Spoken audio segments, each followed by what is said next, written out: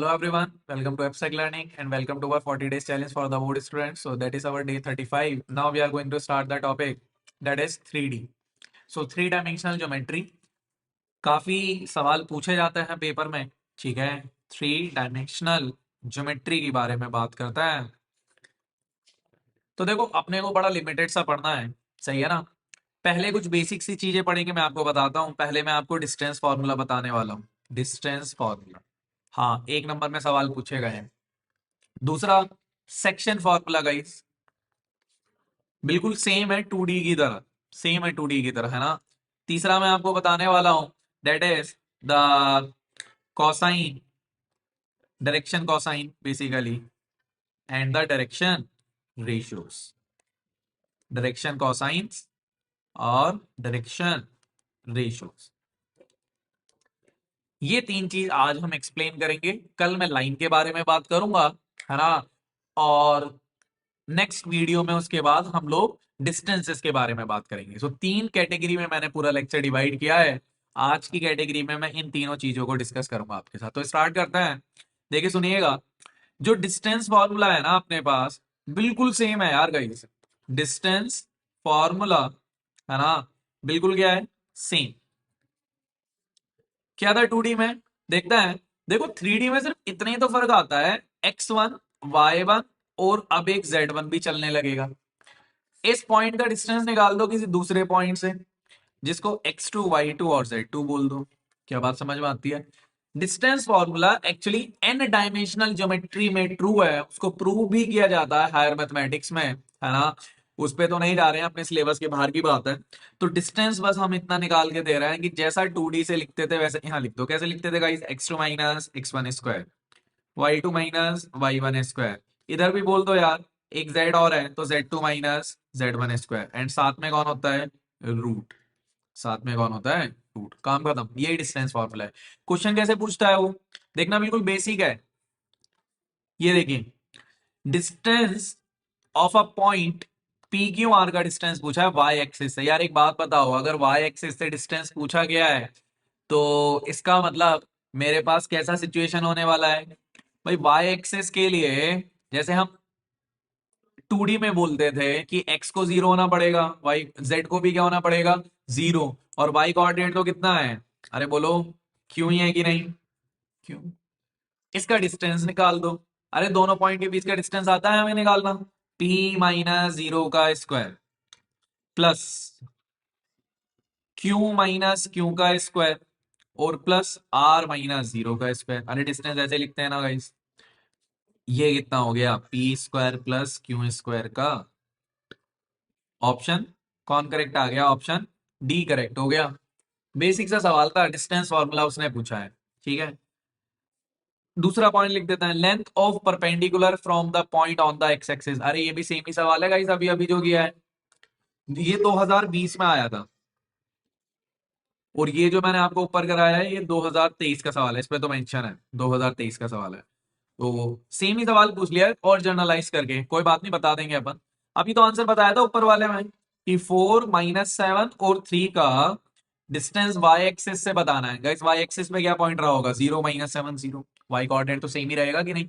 अच्छा, और बस अब डिस्टेंस फॉर्मूला लगा दो, 4 माइनस 0 का स्क्वायर, ये मिडिल वाला 0, 3 माइनस 0 का स्क्वायर, देन कर दो रूट। तो 3 स्क्वायर प्लस 4 स्क्वायर कितना होता है, 5 होता है। तो डिस्टेंस कितनी आ जाएगी, 5 आ जाएगी। सिंपल सी बात है, समझ में आई डिस्टेंस फॉर्मूला। चलो सेक्शन फॉर्मूला बता देता हूं आपको। सेक्शन फॉर्मूला क्या है यार, ये भी 2D की तरह है, ये भी 2D की तरह है। जरूरत पड़ती नहीं है, मतलब एनसीईआरटी में ऐसा कुछ है नहीं, फिर भी किसी क्वेश्चन में आपको लगाना पड़े तो हम देख रहे हैं कि यार एक लाइन है, ए और बी को जोड़ने वाली लाइन है, x2 y2 और z2 होंगे इस बार, और x1 y1 और z1 होंगे इस बार। तो मैंने बोला यार मेरे पास जो पॉइंट है C, वो तो x y z है, कुछ कोऑर्डिनेट जो इस ए बी को m/n के रेशियो में डिवाइड करता है, इंटरनली मान लेता है। अरे एक्सटर्नली भी होता है ना गाइस, बाहर जाके। तो वो सेम है 2D वाला फॉर्मूला, है ना। मैं याद दिलवा रहा हूँ बस आपको एक बार लिख के, कि जो x का वैल्यू है वो कितना होगा, m को इधर मल्टीप्लाई और इसको इधर मल्टीप्लाई, याद करो, mx2 plus nx1 upon m plus y कितना होगा गाइस, y लिख रहे हैं हम कि y वुड बी सेम, देखो m y2 और ऐसे ही n y1 upon m plus है। क्रॉस करते हैं ना हम, है ना, क्रॉस मल्टीप्लाई, m को राइट साइड में किया, n को लेफ्ट साइड में किया है, ठीक है। फिर ऐसे ही z हो जाएगा m z2 n z1 upon upon m plus n, यही कोऑर्डिनेट आ गए, हो गया खत्म। एक्सटर्नली में क्या करता है, n को माइनस n से रिप्लेस कर दो तो आंसर मिल जाता है, ठीक है। तो ये सिंपल सा सवाल रहता है। आपको अगर कहीं सवाल देखने को मिले, है नहीं एज सच, मिले तो आप कर सकते हो, ठीक है ना। तो इस पे कोई क्वेश्चन नहीं ले रहा है ना, ऐसा कुछ पूछा नहीं गया है। उसके बाद नेक्स्ट मैंने आपको बताया तीसरा चीज जो कि सबसे ज्यादा जरूरी है, वो कौन है मेरे पास, डायरेक्शन कॉसाइंस। डायरेक्शन कॉसाइंस है गाइस। मैं आपको रटवा नहीं रहा हूं, प्रूफ भी मैं आपको बताता हूं थोड़ा सा, देखिएगा। वाई एक्सेस, एक्स एक्सेस बनाया और जेड एक्सेस बनाया, एक्स वाई और जेड। जेड प्लेन में तो बना नहीं सकता हूं, आप हमेशा ऐसे रिलेट करो कि आपसे बाहर की तरफ आ रही है जेड एक्सेस, है ना, बाहर की तरफ, ठीक है, वो जेड एक्सेस है।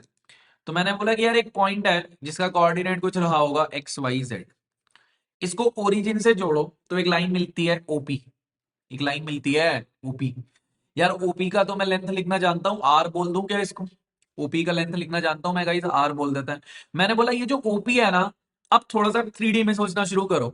ये जो लाइन है ओपी ऐसे कहीं स्पेस में है, ये स्पेस में, ये दिख रही है, ये लाइन है ऐसे स्पेस में, ये एक्स एक्सिस के साथ कुछ एंगल बना रही होगी, एक्स एक्सिस ये रही मेरे पास, तो मैंने बोला यार अल्फा बना रही है एक्स के साथ। ये लाइन वाई एक्सिस, वाई ये रही, वाई के साथ भी कोई एंगल बना रही होगी, तो मैंने बोला यार बीटा बना रही है। एक गलती नहीं कर देना, अल्फा प्लस बीटा को 90 नहीं कर देना। ये लाइन इस प्लेन में ऐसे प्लेन के बाहर हो गई, समझ रहे हो। ये वाला एंगल कौन है, एक्स, ये वाला एंगल कौन है, मतलब एक्स एक्सेस वाला अल्फा है और बेसिकली वाई एक्सेस वाला बीटा है। तो ये एंगल का समीशन 90 नहीं कर देना।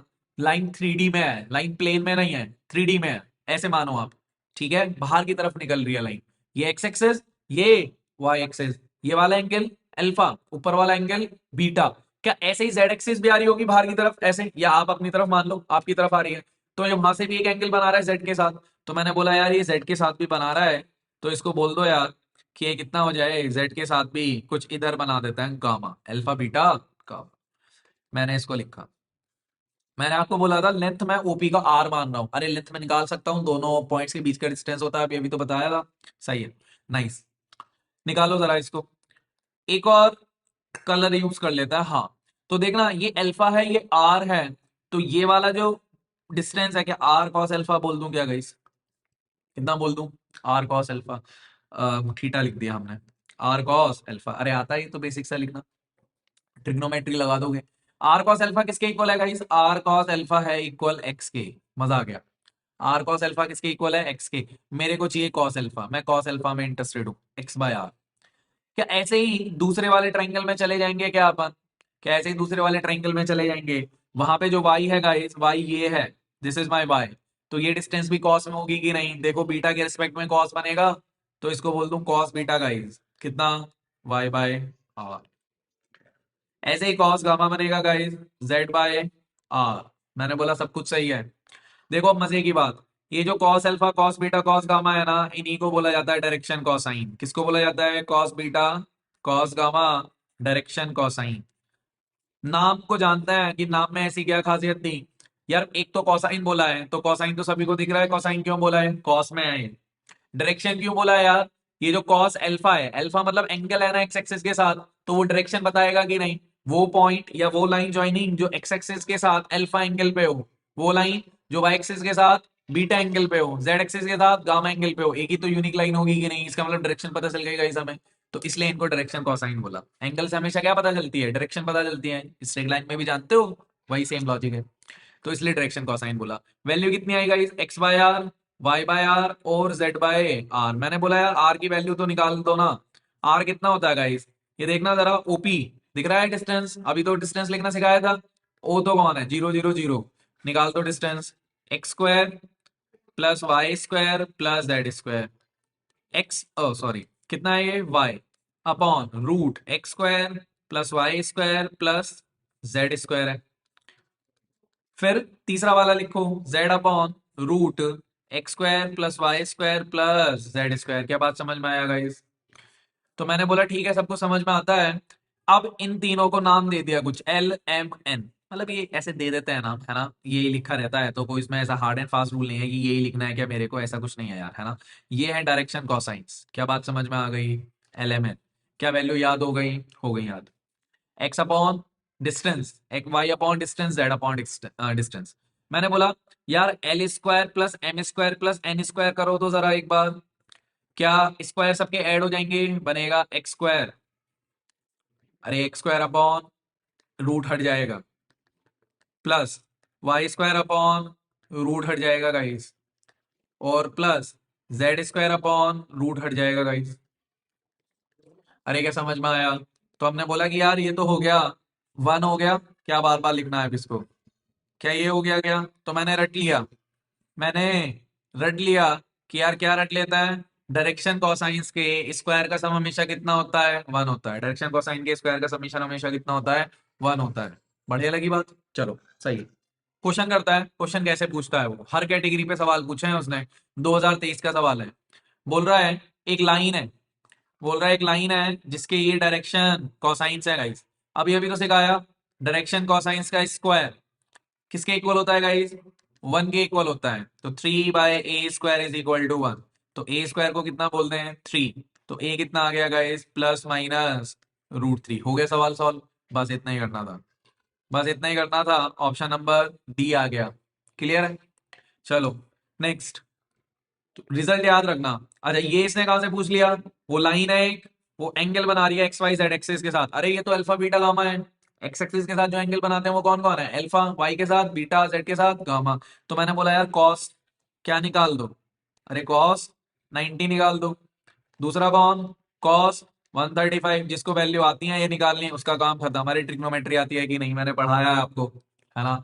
और ये एंगल निकालने भी बताए होंगे मैंने आपको कि बेसिकली कैसे निकालते हैं, जनरल सी वैल्यूज आती होगी सभी को। ये 0 -1/√2 और ये 1/√2। कौन सा ऑप्शन है, option option A. Option A दिख गया कि नहीं? आगे पीछे नहीं कर सकते हैं, एक्स वाई जेड के रेस्पेक्ट में ही चलता है, एक्स वाई जेड के रेस्पेक्ट में, वाई जेड एक्स नहीं कर सकते हम उसको, इनको बदल नहीं सकते हैं, ठीक है। तो ये यूनिक है, मजा आ गया ये भी। नेक्स्ट आओ, हर सवाल अलग कैटेगरी पे है। एक एंगल से किया, एक वो L square plus M square plus N square से किया, इसको करता है। यहाँ से एक और नई चीज सीखने को मिलेगी। देखो 2019 का सवाल है but it is a good question. Find the direction cosine of a line which makes equal angles with the coordinate axis. मैंने बोला अल्फा बीटा गामा इक्वल है, अरे यही तो बोल रहा है। तो मैंने बोला कोई बात नहीं, cos square alpha, cos square alpha, beta की जगह अल्फा और गामा की जगह अल्फा, कितना गाइस, 1। तो कॉस स्क्वायर अल्फा कितना बोल दें, 1/3। यहाँ से ध्यान देना, जो कॉस अल्फा है वो प्लस माइनस 1 बाय कितना हो जाएगा, √3, प्लस माइनस के साथ आएगा। तो इसका मतलब जो डायरेक्शन कोसाइंस हैं, डीसीज बोल देते हैं हम इनको, तो वो कितना है, तीनों इक्वली हैं, प्लस माइनस और प्लस माइनस। इसका मतलब कितने आंसर है गाइस, दो आंसर हैं, तीनों पॉजिटिव में और तीनों नेगेटिव में। तो हमेशा ध्यान रखना डायरेक्शन कोसाइन प्लस और माइनस के साथ लिखे जाता है। कैसे लिखे जाता है, प्लस और माइनस के साथ। आई होप क्लियर हो गया होगा। चलो डायरेक्शन कोसाइन क्लियर है, तो मैं नेक्स्ट टर्म डिफाइन कर लेता हूं, that is the direction ratios. Direction ratios, नाम से ही पता चल रहा है कि रेशियोज की बात हो रही है। तो यार मैंने अभी जो डीसीज निकाले थे ना, क्या थे, आप देखो डीसीज क्या थे मेरे पास, अगर आपको याद हो, x/r, y/r, z/r, है ना। अगर मुझे डी आर सीखना है ना गाइस, कुछ भी नहीं है, रेशियोज ऑफ डीसीज। क्या है, रेशियोज ऑफ डीसीज, रेशियोज ले लो गाइस, x y z। तो ये तो इनफाइनाइट हो सकता है, x y z है, ठीक है। कोई 2 से मल्टीप्लाई करके भी आंसर बना देगा, 3 से मल्टीप्लाई करके भी, कुछ भी बना दो। ये डायरेक्शन क्या है, रेशियोज। एक और बात सुनते हैं, ध्यान से सुनना बिल्कुल, इसको हमारे लिए क्या महत्व है इसका वो समझने की कोशिश करो। या डायरेक्शन जो रेशियो आए वो एक्स वाई जेड आए, अगर मैं याद करूं डायग्राम जो मैंने आपको सिखाया अभी प्रूफ में, कि एक्स वाई जेड तो ये होता था, ये पी था, ये ओ था, ओपी था। आपने बोला सर एक काम कर दो, इस लाइन को वेक्टर में लिख दो, मतलब लाइन का इक्वेशन नहीं लिख रहे हैं, वेक्टर लिख रहे हैं हम। कौन सा वेक्टर, 0 0 0 से पास हो रहा है और एक्स वाई जेड से पास हो रहा है। तो आपने बोला सर ओपी वेक्टर तो ये है एक्स आई प्लस वाई जे प्लस जेड के। मैंने बोला हाँ। मैंने बोला पैरेलल वेक्टर लिखना है टू ओपी। आपने बोला सर लिख देंगे, कोई दिक्कत ही नहीं है, लैम्डा टाइम्स ओपी होता है। वेक्टर में पढ़ाया कि नहीं मैंने, लैम्डा टाइम्स ओपी। तो आपने बोला सर लैम्डा एक्स, देखो यहां, हाँ अभी दिख रहा होगा, लैम्डा एक्स आई कैप है, लैम्डा वाई जे कैप है, और लैम्डा जेड के कैप है। आपने बोला हाँ सर, ये तो ओपी के पैरेलल वेक्टर है। अगर मैं इनका रेशियो लिखूं, सुनना ध्यान से, आ गया मजा, क्या, एक्स वाई जेड ही बन गया। और ये तो कौन थे गाइस हमारे, डायरेक्शन रेशियोज थे। इसका मतलब, इसका मतलब अब मैं उल्टा पढ़ना शुरू करता हूं कि डायरेक्शन रेशियोज क्या होते हैं, बेसिकली पैरेलल वेक्टर है किसके, लाइन जॉइनिंग ओपी के, लाइन जॉइनिंग ओपी के। तो मैंने बोला हमेशा ध्यान रखना कौन सा पिक्चर, ये वाला पिक्चर, कि ये पी है, एक्स वाई जेड है गाइस ये अपने पास, और क्या बोलता है, इसके पैरेलल वेक्टर लिखना है, पैरेलल वेक्टर, ठीक है। दैट इज क्या नाम है इसका, parallel vector to OP. OP तो एक लाइन है, तो लाइन के पैरेलल वेक्टर कैसे बन गया, एक्स आई, या आप तो रेशो में लिख सकते हो कि वो बेसिकली कैसे यूज हो सकता है, लैम्डा एक्स लैम्डा वाई और लैम्डा जेड, मतलब वो एक्स वाई जेड। तो हमने बोला कि जो डी आर्स हैं, डी आर्स है ना, is the parallel vector to line joining, to line joining कितना, ओपी। इसको समझ लो बस, अभी कल मैं यूज करवाऊंगा इसको लाइन का इक्वेशन निकालने के लिए, आपसे पूछूंगा यही बात, है ना, तब फटाफट फटाफट जो है हम सवाल करेंगे लाइन के इक्वेशंस के। प्लेन तो उन्होंने हटा दिया है पेपर में से, है ना, एनसीईआरटी में से, वरना प्लेन में भी बहुत मजा आता था इस चीज को यूज करने में, पर कोई बात नहीं, लाइन के सवाल हम करेंगे इस कॉन्सेप्ट पे। आई होप सभी को क्लियर हुआ होगा। लास्ट बस आपको जो प्रीवियस क्वेश्चन किया ना अभी अभी हमने, अगर आपको ध्यान हो प्रीवियस क्वेश्चन, है ना, जिसमें ये वाला था, ये वाला, जिसमें मेरे डीसीज ये आए थे, तो मैं इसको लिख रहा हूं कि प्रीवियस क्वेश्चन जिसमें जो डीसीज थे मेरे, वो प्लस माइनस 1/√3 प्लस माइनस 1/√3 और प्लस माइनस 1/√3, यही थे क्या, देख लें एक बार। हाँ सही है। तो मैंने बोला अगर मुझे इसके लिए डीआर लिखना पड़ गया गाइस, तो इन डीसीज का क्या ले लेंगे, रेशियो, दैट इज 1:1:1, खत्म आंसर। समझ में आ गया।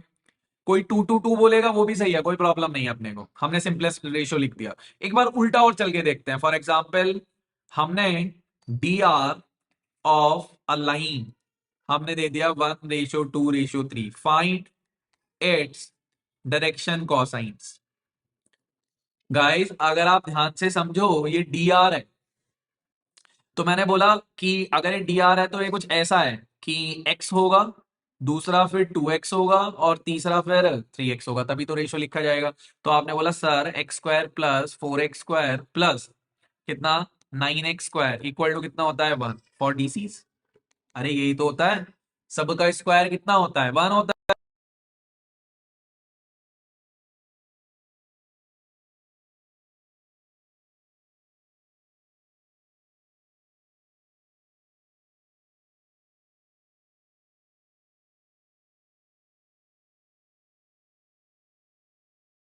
1/√14, 2 टाइम्स 1/√14 प्लस माइनस, और प्लस माइनस 3, और ये √14, ये डीसीज है।